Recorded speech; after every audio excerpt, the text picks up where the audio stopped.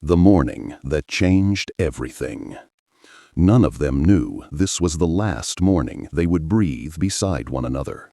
The father, with a tired body and hands wounded from forced labor, was trying to stand strong. The mother forced a fragile smile, but the trembling of her hands revealed the truth.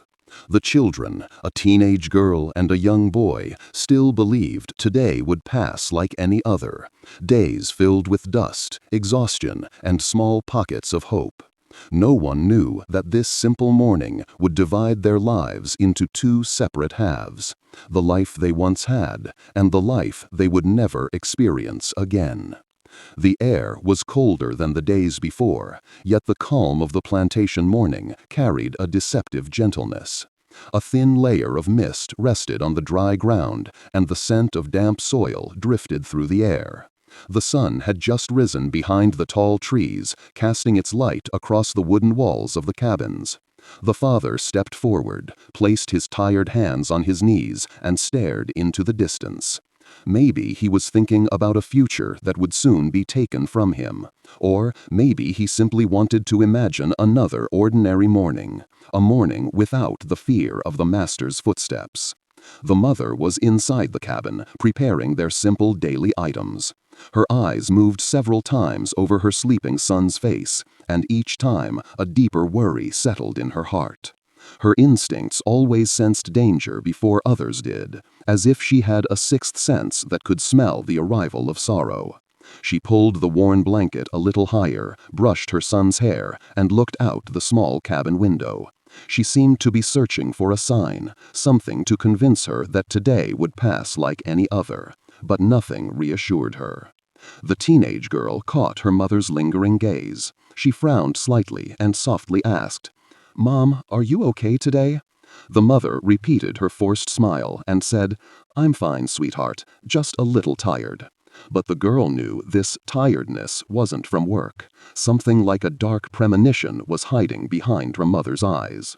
The young boy, unaware of all these shadows, suddenly woke up. He rubbed his eyes, hugged his mother, and then, with his usual childlike excitement, ran toward the door. The father was still outside. When he heard the boy's footsteps, he turned, and a faint smile appeared on his lips. "Dad, are we going to see the horses today?" The father paused, then quietly said, "If they allow it today, yes, we will." He knew well that here, even seeing the horses depended on those whose lives revolved around the word master. If this story has already pulled you in and you want to hear the rest of this real and heartbreaking journey, make sure to like the video, subscribe to the channel, and share this story with others, because the path this family is about to walk is something you won't forget easily. The boy, satisfied with the answer, held his father's hand and stood beside him. A few moments later, the daughter and mother stepped out of the cabin as well. The air was still cold, but standing together brought a little warmth to their bodies. In the distance, other workers slowly emerged from their cabins, men with bent shoulders, women with worn scarves, and children whose eyes looked far older than their age. They all walked calmly toward the usual spot where they gathered every morning to receive orders. The father observed the faces in silence. Every face carried a hidden wound, some on the skin, some in the eyes. He knew that on this plantation, no one could be certain who they would wake up beside tomorrow morning. This thought alone made him look again at his daughter and son, as if trying to imprint their faces into his heart for a day when they might no longer be together. The workers formed a quiet line. The whispers slowly faded, replaced by a heavy silence. A silence that carried a single unspoken question, yet no one dared ask it aloud. The mother tightened her grip on her son's hand, the daughter moved closer, and the father took one step forward, not to rebel, but simply so that if danger came, it would reach him first. Suddenly, the sound of the master's large wooden door echoed through the yard like a strike on bone. Everyone froze. Even those with their backs turned knew by that sound that they must stand still. All eyes, whether openly or in secret, turned toward the porch. The master appeared, with the same cold, expressionless face he always carried. Beside him stood the overseer, a thin man holding a large leather ledger. The slaves knew this ledger well. Whenever it opened, it meant a name would be read, one that could change the fate of a person or an entire family forever. The overseer descended the steps and stood in the middle of the yard. He opened the ledger, flipped through the pages, and let his finger rest on one line. Silence fell over everyone. Only the wind moved, swirling dust through the air. He took a short breath and began reading. Each name echoed like a brief, sharp strike in the air, landing heavily on someone's shoulders. With every name, the mother instinctively looked toward her children, wanting to be certain they were still beside her. The girl never took her eyes off the ledger, even though she couldn't read. She felt each line might be the moment her brother's childhood would be stolen. The father stood motionless, but his interlocked fingers trembled, something only someone who had lived with him for years could notice. Amid that heavy silence, the overseer suddenly paused. His finger froze on the next line. He lifted his head slightly and looked at the master. The master didn't frown or smile. He simply nodded. That small, subtle nod was enough to make the mother's heart collapse, the father's breath catch in his chest, the girl feel the world spinning around her, and the boy cling tightly to his mother's leg without knowing why. The overseer looked back down at the ledger and read a name that would strike the heart of this family like an invisible arrow, a name that would separate their lives forever. This is my voice, the voice of a father who learned on that very morning that the home he knew would never be a home again. When my name slipped from the overseer's lips, the world fell silent for a moment. The sound of the wind, the rattling chains, the footsteps of the workers, all disappeared. The only thing I could hear was the heavy pounding of my own heart, pounding that suddenly felt like it didn't even belong to me anymore, as if it was trying to escape from someone else's chest. I don't know how I remained standing. It was as if my legs still refused to believe that their owner was about to be torn away from his family. A moment passed, and then I heard my wife's breathing crumble. Even before I turned around, I knew exactly what her face looked like. Eyes opened wider than ever, hands gripping our son's arm tightly, and my daughter had probably grown years older in a single heartbeat. God, I never wanted any of them to witness this. When I finally turned and looked at them, time broke apart. In one instant, hundreds of memories tangled together. My daughter's first steps, my son's laughter, the days when their mother kept us warm with almost nothing, the nights when I dared to dream that maybe freedom would come tomorrow. But freedom never came. And now we were being torn apart, not by death, but by a word a man wrote in a leather-bound ledger. The overseer stepped forward. His eyes were cold, but behind them I sensed something like urgency, an eagerness to finish a task that for him was nothing more than duty, yet for me meant the collapse of everything I ever had. "Step forward," he said. His voice wasn't loud, but it was sharp enough to break bones. My son began to tremble. My daughter took a step forward as if she wanted to shield me. My wife pulled her back. Her tears were silent, but her lips were pressed tightly together as if refusing to let her grief frighten the children. I took a step. Every step felt like a stone sinking into the bottom of a well. As I drew closer, my wife whispered something under her breath. I don't know if it was a prayer or my name, maybe just a silence full of pleading. I didn't ask. Her eyes already told me everything. Don't look back, because if you do, your heart won't let us leave. My son couldn't bear it anymore. He broke free from his mother's arms and threw himself against my legs, as if his small hands could hold me in place. I bent down and embraced him. The scent of dust and childhood hit me like a blade to the soul. I whispered, "Be strong, my son, be strong." But what child can be strong in a moment like this? He cried in a way that will echo inside me until the end of my days. The overseer came closer. He reached out his hand, but I didn't move. I looked at him, not with rebellion, but with a silent plea that I knew would change nothing. "Please," he said, "just a few more moments. Just a few." He didn't answer. The master watched from the porch, still and emotionless, like a cold stone approving fate with a single glance. My daughter approached. Her eyes were full of tears, but her arms were steady. She grabbed my hand and said, "Dad, they won't take you, right?" I smiled. God knows it was the most painful smile I had ever forced onto my face. "I'm always with you," I whispered, "even when I'm not beside you." She understood. Her tears fell silently onto my hand. "Move," the overseer said again, harder this time. My son wouldn't let go. My wife stepped forward, pulled him close, and said, "Your father will come back. He always finds his way back." But her voice cracked. She knew that wasn't a promise, just a shield to protect our son's breaking heart. I took another step. Only a few more separated me from the wagon that would take me away from my home. A home made of wood and cold air, yes, but filled with children's laughter and my wife's breath, the warmest place I had ever known. I looked back. They stood there, like a painting carved into my memory. My wife with trembling, tear-filled eyes, my daughter with shaking hands, my son reaching toward me, all framed by the cold morning sunlight. For a moment, I wished I could freeze time. I wished I could stop that cursed step from leaving the ground. I wished I could build a wall between myself and the fate they had written for us, but none of it was possible. We owned nothing, not even the right to remain together. At the wagon, my knees almost buckled, not from exhaustion, but from the unbearable weight inside my chest.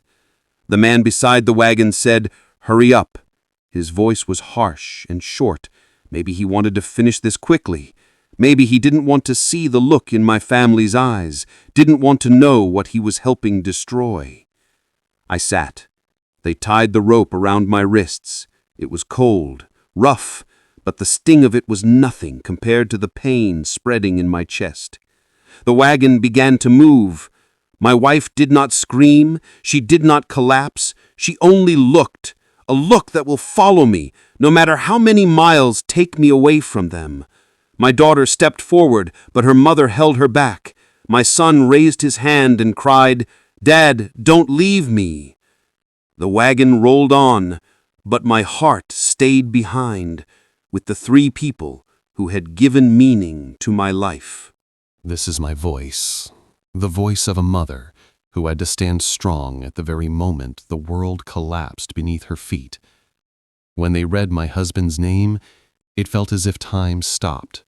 The sound of my children's breathing, the wind, the birds, everything drowned in a crushing silence.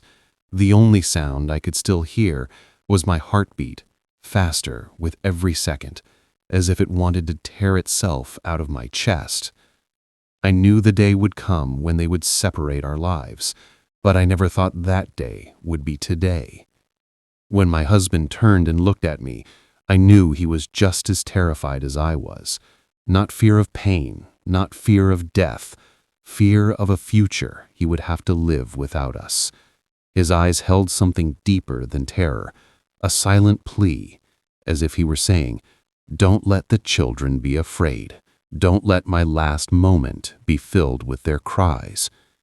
I grabbed my son's hand tightly, but he pulled away from me and ran toward his father.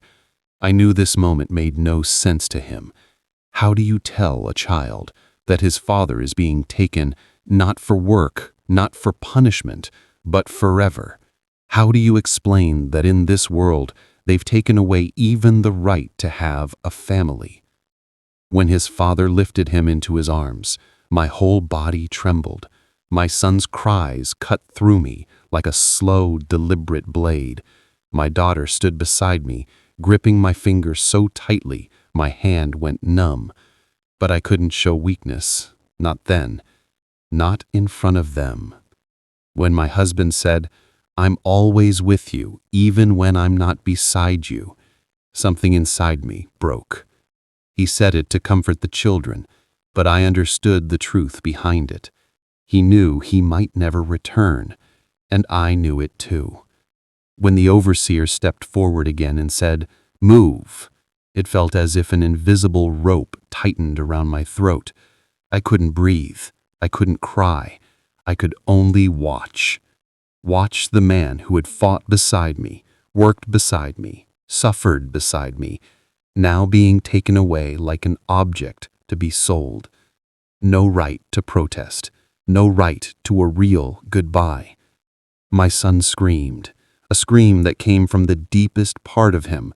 My daughter trembled in my arms, but tried to stay strong, maybe because she thought if she broke, I would fall apart completely. She wrapped her arms around mine and pressed her head into my side. I didn't speak, not because I had nothing to say. Dozens of words, hundreds of pleas spun inside my mind, but because I knew none of them could bring him back.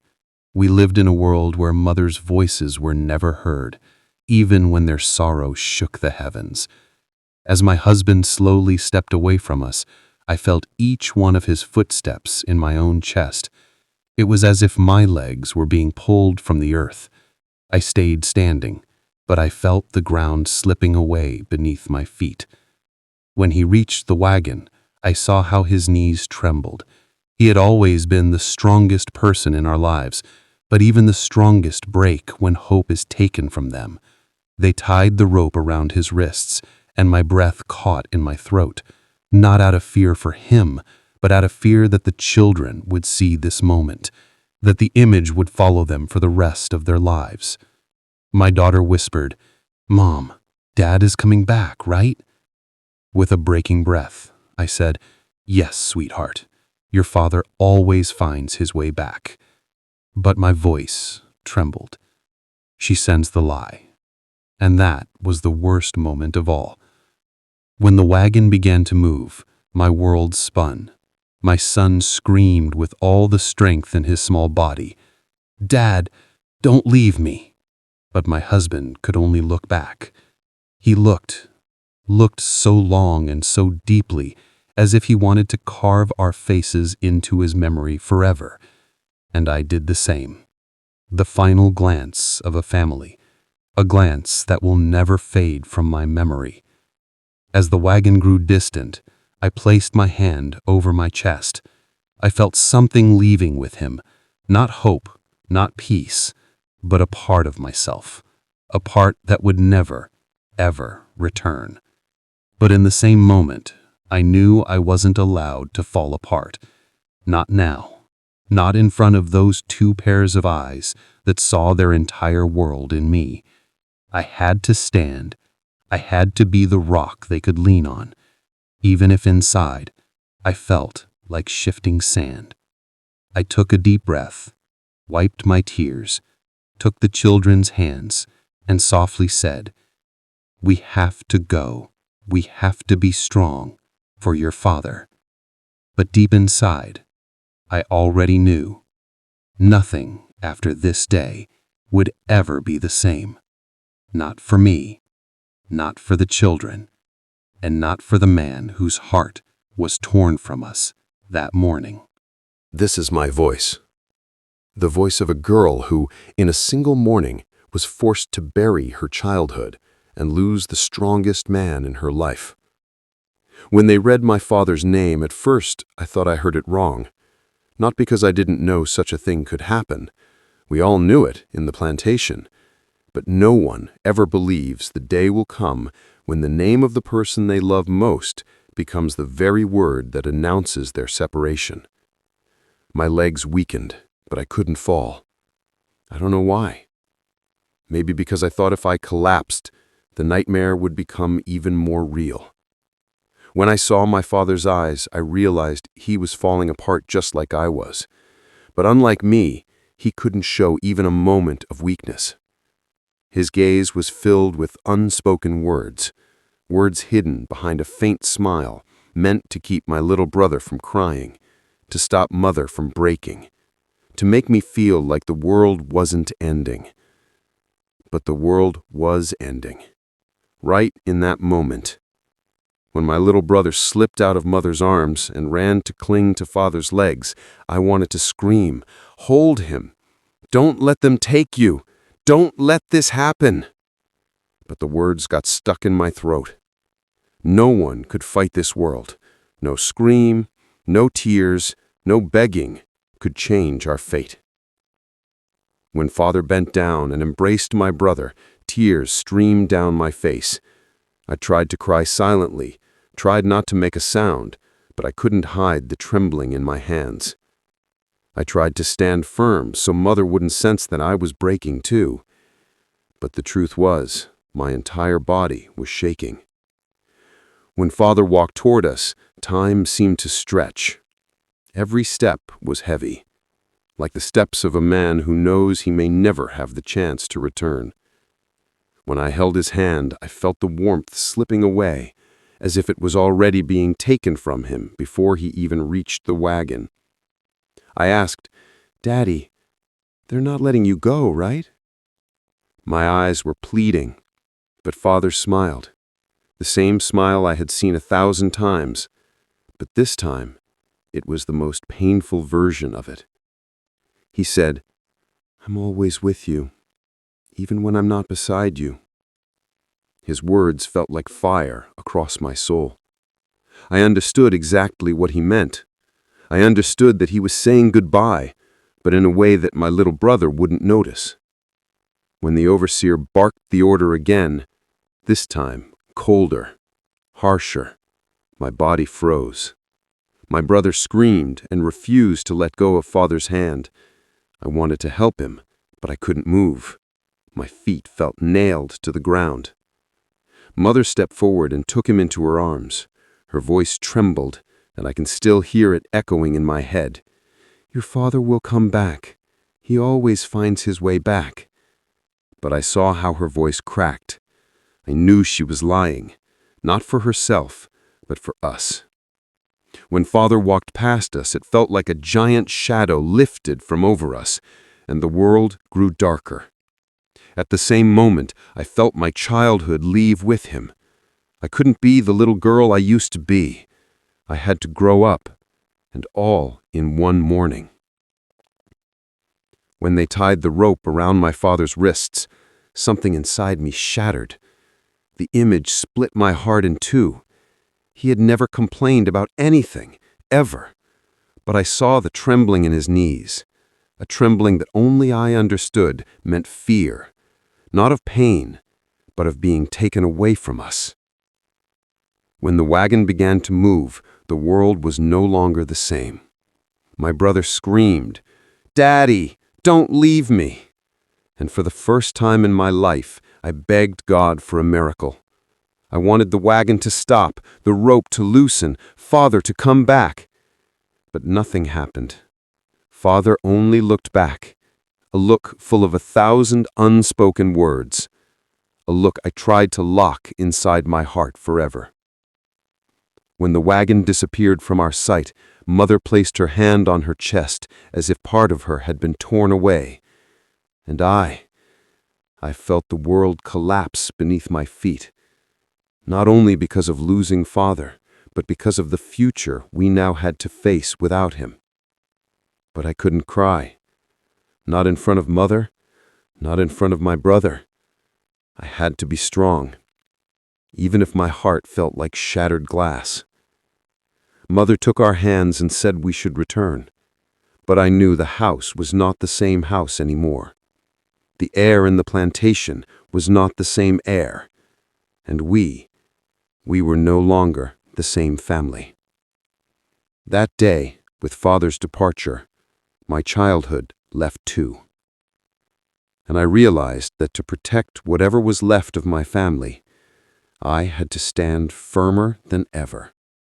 This is my voice, the voice of a boy who didn't yet understand what separation meant, but could feel that the biggest thing he had was being taken away from him. When they called my dad's name, at first I got excited. I thought it meant they were finally letting us go see the horses today. Every time they called Dad, it usually meant they needed him for work, but he always came back. He always came back.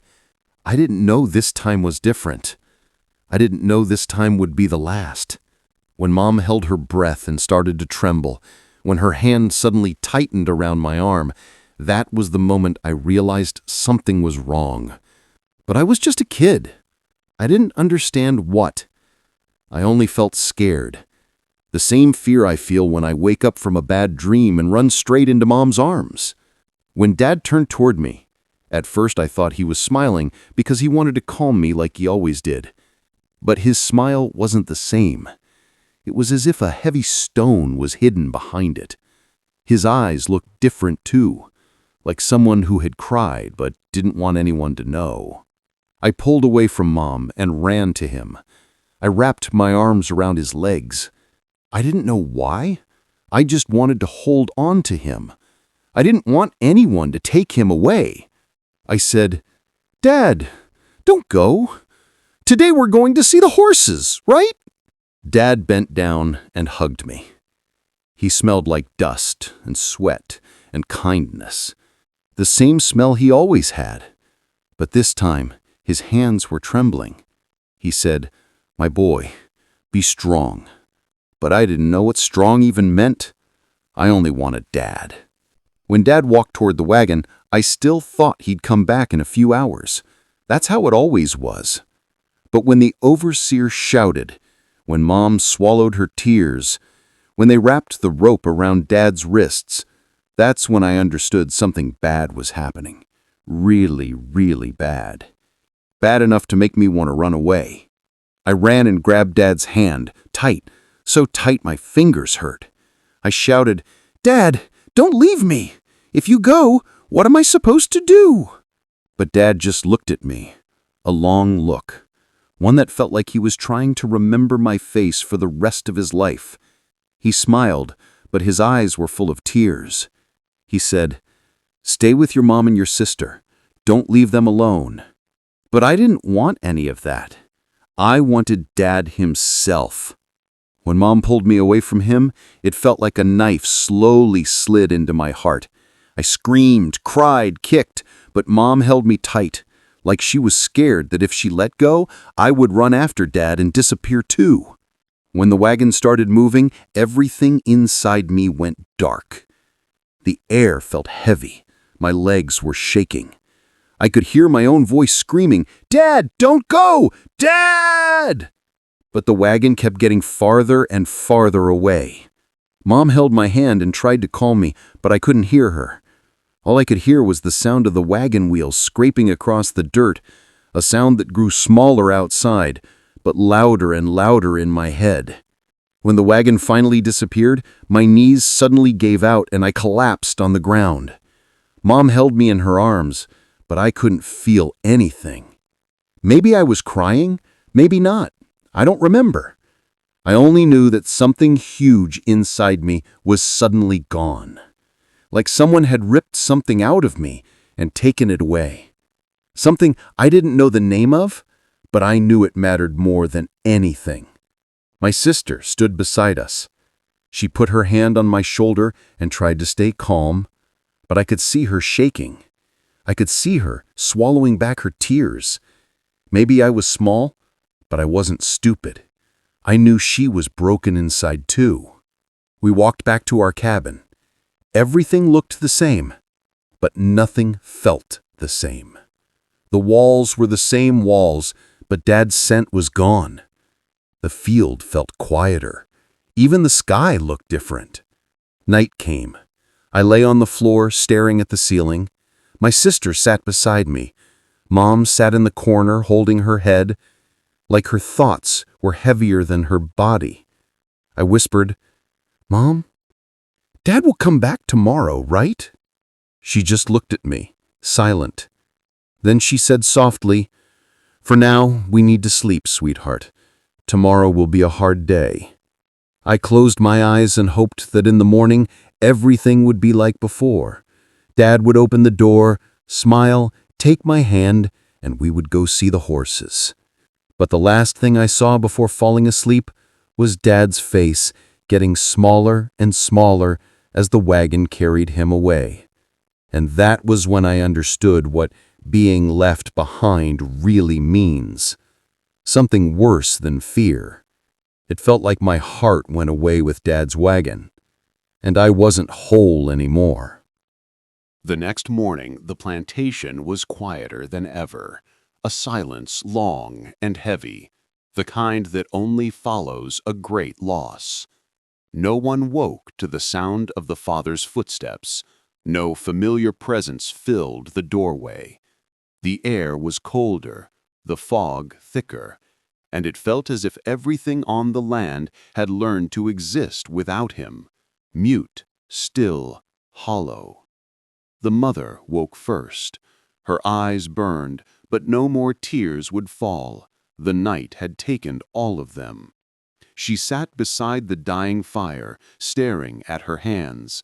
Hands that just yesterday had touched her husband's shoulders for the last time. When she tried to stand, the ground felt unsteady beneath her, not from weakness, but from the weight of a world she now had to carry alone. The daughter woke next. Her face was stiff from the dried tears of the night before. She tried to move quietly, hoping her mother might believe she was fine, hoping to give her one less reason to break. But the mother was already awake, just silent. A silence that told the girl she needed to grow older, today. The boy was the last to wake, still sleepy, but his first glance went straight to the door, the place where he usually waited for his father. He stared at it for a few seconds, as if believing it should open, as if it had to open. When it didn't, he whispered, "Mom, why didn't Dad come back? Didn't you say maybe today?" The question tightened something deep inside the mother's chest. She couldn't answer.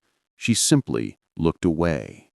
The daughter quickly sat beside her brother and whispered, "Maybe he'll come later today. We just have to wait, okay?" But her voice trembled, a tremble that meant the lie was told out of love. After a few minutes, the mother finally spoke, her voice sounding like it had climbed out of a deep well. "We need to go to work. We're late." They stepped out of the cabin. The morning fog lay over the ground like a cold blanket, and not a single sound broke the air except the faint brush of wind against the bushes. Other workers lowered their heads when they saw the three of them, not out of fear, but out of a quiet respect born from shared suffering. Only those who have lost something precious can recognize loss in another. The morning line formed. The mother kept her head low.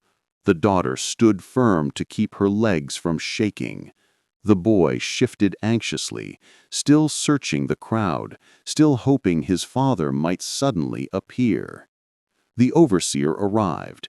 He opened his leather book, called out names, gave out tasks. Even he spoke softer than usual, not from kindness, but from the weight of what everyone had witnessed the day before. But the plantation's work did not pause. Private pain meant nothing here. The mother was sent to the cotton fields, the daughter to the storage shed, the boy to lighter chores. That moment of separation stabbed each of them with a fear none dared speak. A father's absence removed the invisible wall that had always protected them. The mother bent over the rows of cotton, but her mind lived elsewhere. Every few minutes a thought pierced her. What if tomorrow they call one of my children's names? What if they decide to split another family? How do I fight a world that breaks even the strongest men? Tears gathered in her eyes, but she wiped them away quickly. Here, tears were a signal of weakness, and weakness invited danger. In the storage shed, the daughter's fingers shook as she sorted ropes and sacks. Her mind replayed the scene she couldn't escape, the rope tightening around her father's wrists. Every time she blinked, it returned. The boy was too young to understand the mechanics of work, but old enough to feel pain. Sometimes he worked, sometimes he stopped, sometimes he looked up at the sky and whispered, "Dad, what are you doing right now?" But the sky stayed quiet. Near sunset, the family found one another again. The mother's face was tired and dusty. The daughter's eyes were red. The boy seemed to have spoken no more than a handful of words all day. He stepped toward his mother and asked, "Mom, is Dad coming back tonight?" The mother knelt down. Her hands trembled as she held his face. She looked at him for a long, heavy moment, and then whispered, "I don't know, sweetheart, but we have to stay strong. That's the one thing your father asked of us."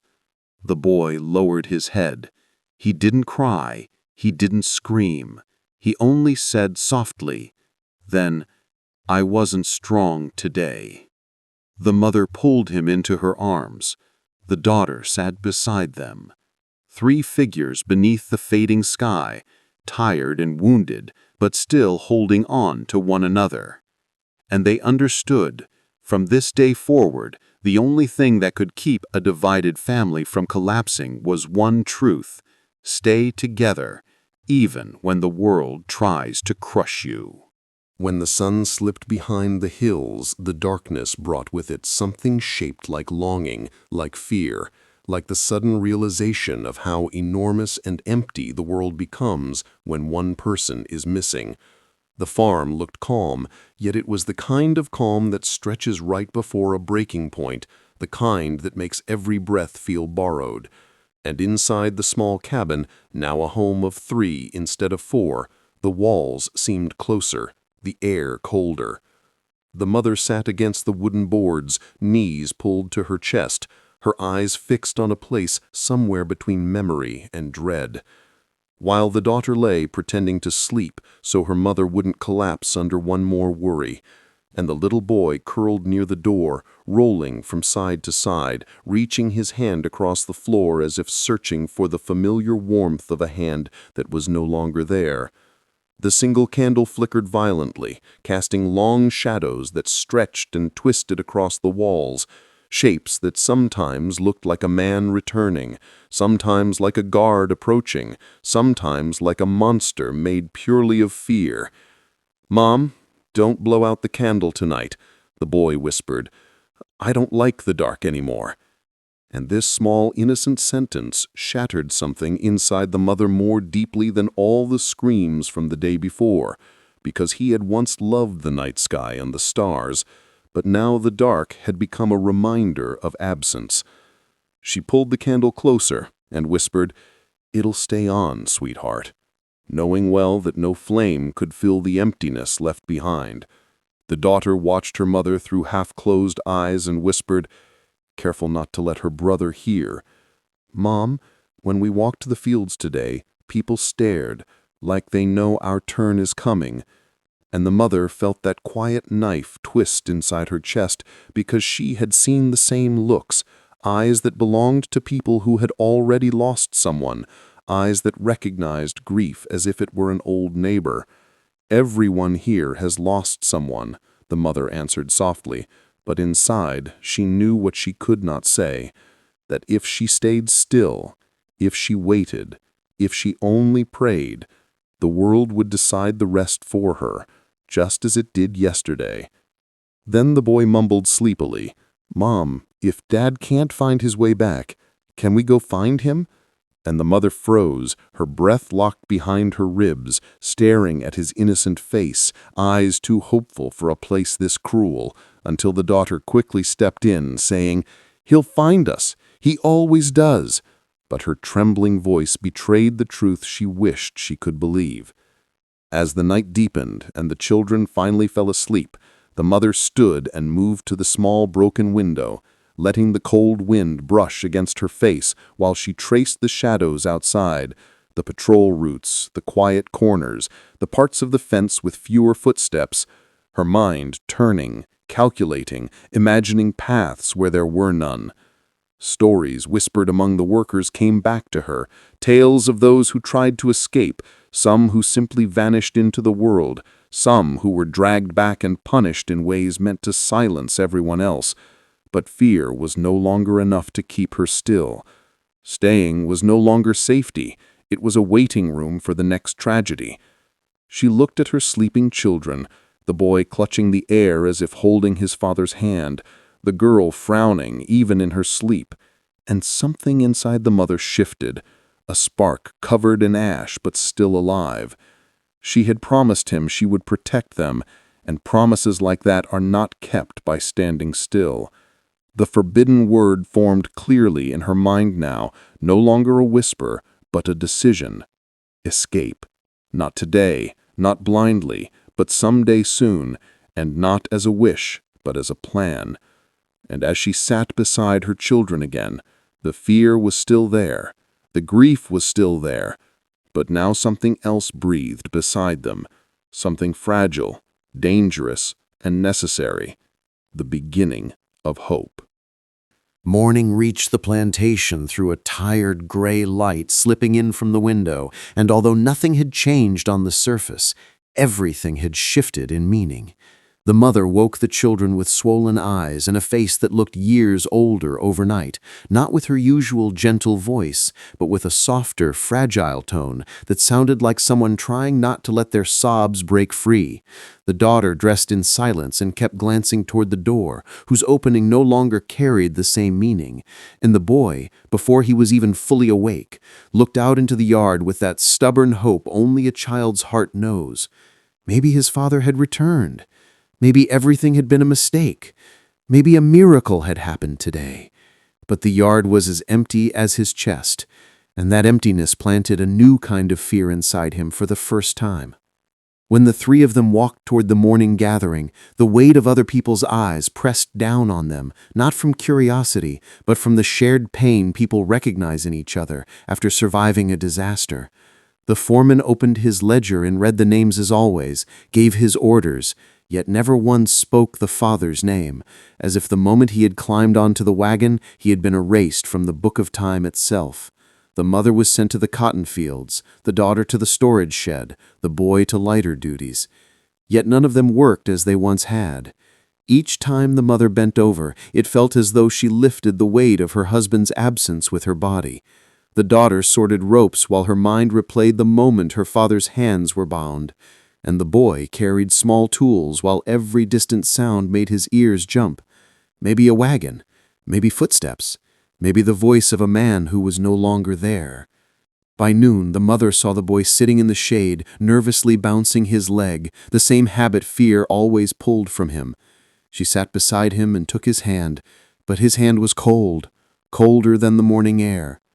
The daughter stood a few steps away, scanning the surroundings, not the sky and not the ground, but the paths, the corners less watched, the places that almost seemed safer.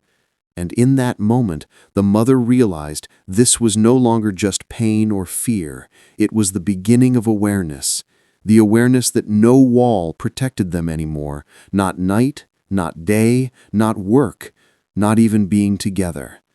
When the afternoon passed and the sun leaned low over the fields, casting longer shadows, the mother changed their path several times on the way back to the cabin, not by mistake, but by instinct, by the feeling of eyes behind her. The daughter noticed and said nothing, but she understood the mother was not just tired, she was thinking. When they reached the cabin, the boy sat by the door as he always had, the exact spot where his father used to enter first, as if keeping that place unchanged might return the world to its proper shape.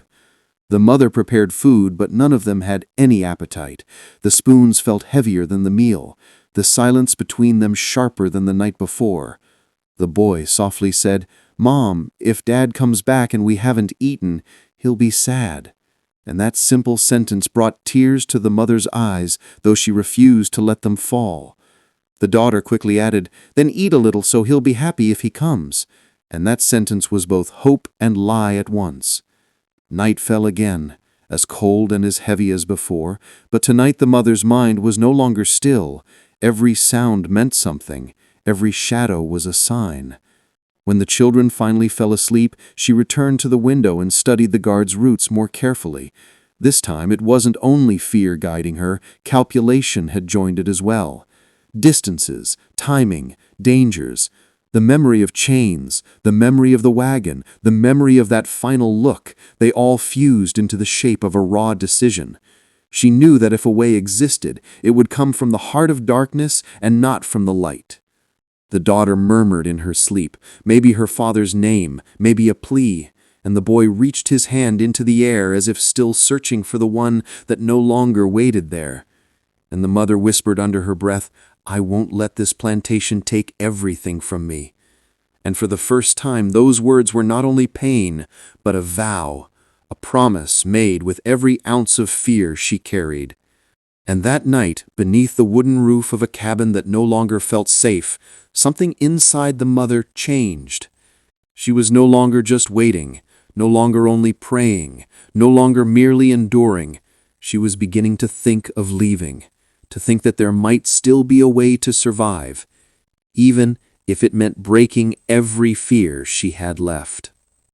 The plantation no longer felt like a place of work, but more like a trap that tightened every day, and the mother woke before the first bell with a heart pounding heavier than her body, listening to the steady breathing of her children and counting every second as if each breath itself could be recorded somewhere. She prepared them silently, fed them without a word, and when they stepped outside, the air felt sharper, the sky lower, and the shadows closer than the day before, as if the earth itself had bent to watch them. And when they reached the morning yard, the overseer's voice rang louder than ever through the space, and every name he called fell like a stone onto the ground. The mother kept her head down, yet her eyes were constantly moving, marking paths, distances, faces, and corners where the guard's gaze lingered less. The daughter felt the same silent anxiety, and for the first time understood that her mother was no longer living just to get through a single day, but was breathing for something beyond it. The boy still could not take his eyes off the road, as if staring long enough might bring his father back from that very path. Work began as always, yet nothing inside them was normal. The mother's hands picked cotton without feeling the pain, because her mind was running through footsteps and shadows. The daughter tied ropes in the storehouse while silently counting the guard's passes and the distance between them with her eyes. The boy moved light tools, and with every distant sound his heart dropped. Maybe it was a cart, maybe familiar footsteps, maybe a sound he should no longer be waiting for. By noon, a whisper spread among the workers that another family had been sold, and upon hearing it, the mother felt not fear, but that what had sprouted in her heart since the night before was now taking root. On the way back in the evening, she changed the route slightly, not by mistake, but by instinct. The daughter saw everything and said nothing. The boy only realized the road was longer today and his legs tired sooner. When they reached the cabin, he sat by the door out of habit, the very place where his father had always been the first to enter and where the phantom trace of his steps still remained. The mother prepared food, but none of them had any appetite. The silence between them weighed heavier than the sound of the spoons. The boy said, "Mom, if Dad comes back and we haven't eaten dinner, he'll be upset." And that simple sentence squeezed the mother's heart, but she did not let her tears fall. The daughter said, "Then eat a little so he'll be happy," and that sentence was both hope and a lie. When night fell, the mother was no longer just listening but calculating.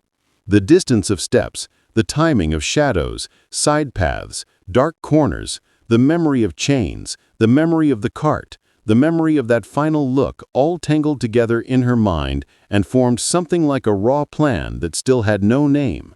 The daughter whispered the father's name in her sleep, and her voice reached the mother like a weak wave. The boy moved his hand through the air, as if still searching for a hand that was no longer there and refusing to believe it was gone. And the mother said within herself that she would not let this plantation take everything from her, and for the first time, that sentence was not only pain, but felt like a decision, like a vow one makes with fear, like the beginning of a road whose darkness she did not yet know, but she knew she would no longer simply stand and watch and wait for the next name to be read from the ledger. She would no longer only pray and fold her hands, she was now slowly preparing for a moment whose time she did not yet know, but was certain would come. The moment when she would have to choose between staying and being destroyed. And that choice was quietly and silently coming to life in her chest, like a new pulse beneath a thick layer of fear, like a faint light under ashes, like a heat that cannot yet be seen, but whose warmth can be felt if someone brings their hand close. Night fell on the plantation without warning, heavy and breathless, as if the sky itself were holding its chest in fear, and even the stars dared not show themselves clearly. The cabin was swallowed in silence, and the mother did not sleep for a single moment, listening to every distant step, every dry cough of a guard, every trembling shift of a lantern's light behind the walls, and with every sound, something inside her trembled and then tightened again. The daughter lay with half-open eyes, pretending to sleep, while her mind ran through the roots more awake than ever, and the boy slept with one hand half raised in the air, as if still searching for the warmth of a hand that was no longer there. And when the last lantern near the fence grew dim, and the guard's footsteps fell into a lazy repeating rhythm, the mother rose calmly, not with haste, but with the silence of a woman who had walked this path 1,000 times in her mind, and died of fear and come back to life with each step. She touched the girl's shoulder once, and the girl opened her eyes without fear, without a question, only with readiness. They lifted the boy gently into their arms while he whispered his father's name in his sleep, and that whisper turned in the mother's heart like a warm blade, yet she held herself steady. The cabin door opened with a shallow breath, and the darkness swallowed them whole. The soil beneath their feet no longer felt like a place of labor, but like the edge of a decision with no return. Every shadow was a threat, every step a gamble. The fence rose before them like the final line between suffocation and perhaps life. The mother's heart was beating so violently she feared its sound would wake the guards. The boy whimpered softly in his sleep, and she tightened her hold around him. The daughter traced the movement of a guard with her eyes, one who, out of pure exhaustion, turned his back to the world for a few seconds, seconds that opened like a crack in destiny. And when they reached the lowest bend of the fence, the mother did not hesitate even for a moment. She lifted the wire with bleeding palms, and pain rushed up her arm like fire, but not a sound left her lips. The daughter passed the boy first through the darkness and the wire, and his small body slipped between two worlds without knowing what he was crossing.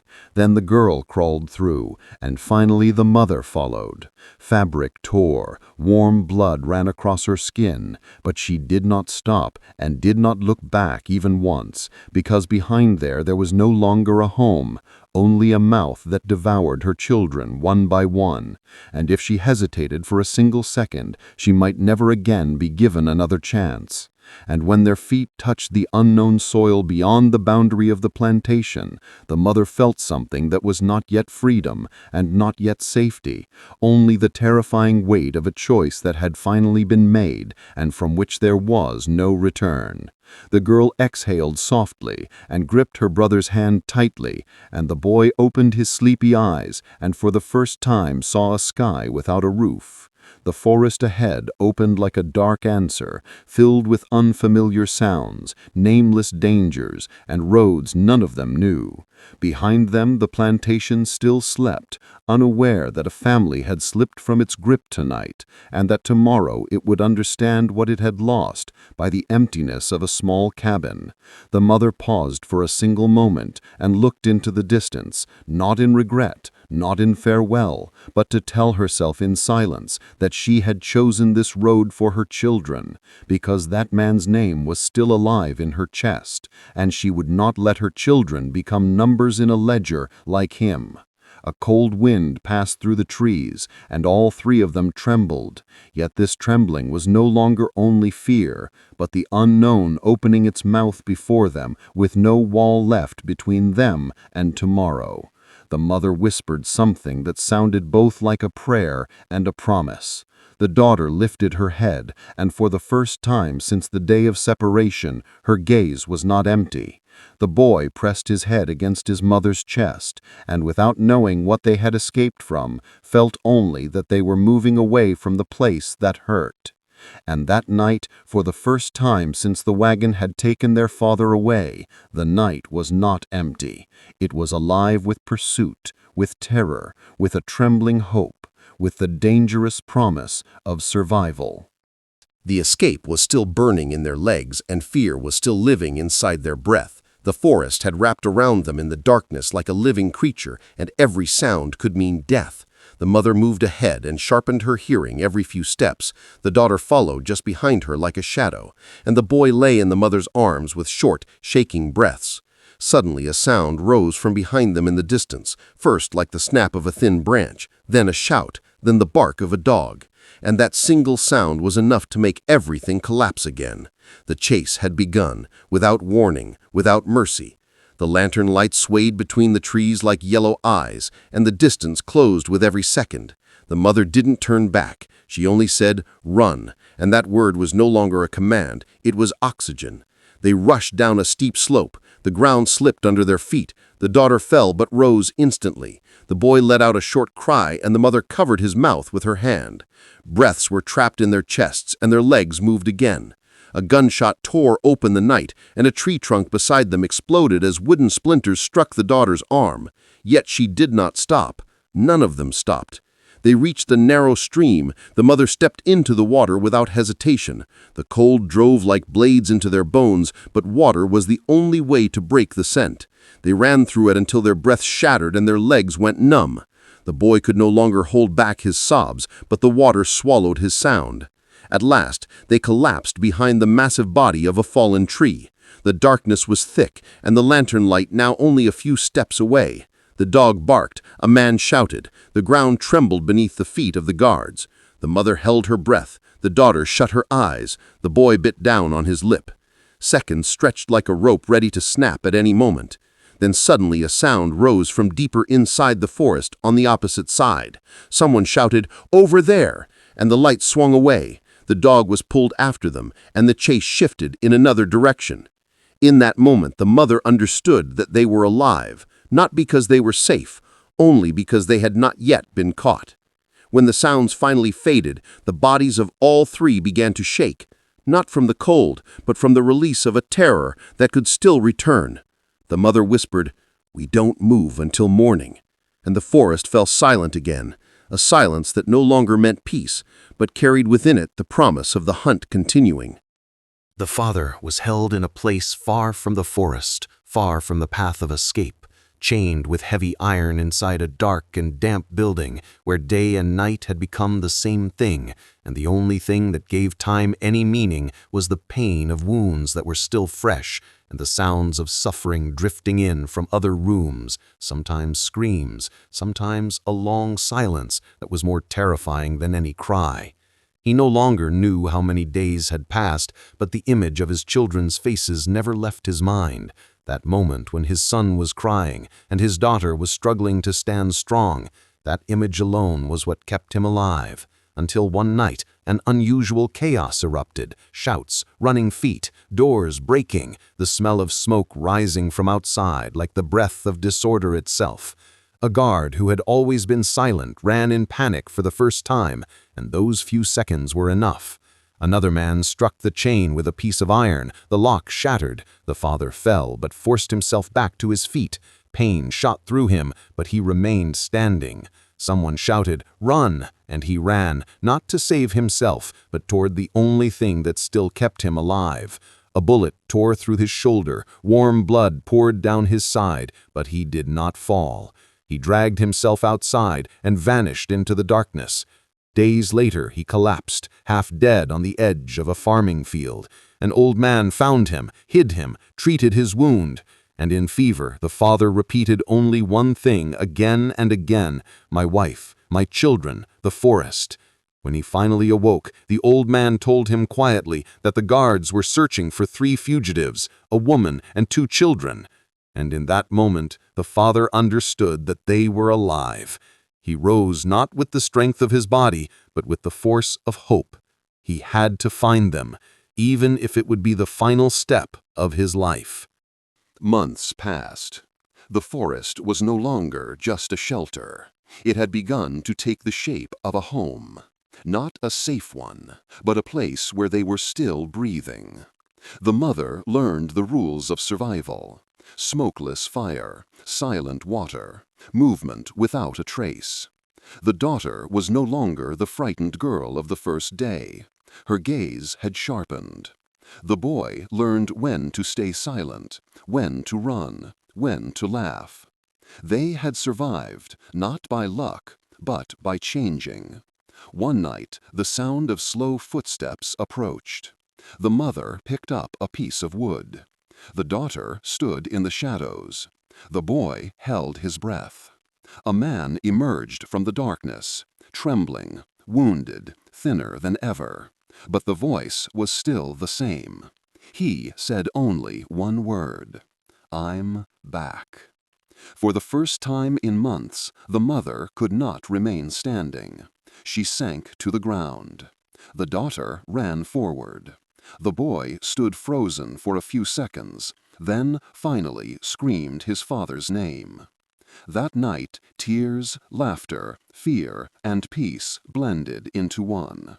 Nothing ever returned to the way it had been, but everything was alive. Years later, they reached a place where no one owned another human being. The daughter grew up with the memory of a mother who stood her ground. The boy became a man with the image of a father who returned. And the mother grew old with the pride of knowing that, on the darkest night, she chose the path. This was not the end of an escape. It was the end of captivity. Thank you for staying with us until the end of this video. If you'd like to hear more stories like this, be sure to subscribe to the channel right now. Don't forget to like the video and share your thoughts with us in the comments below.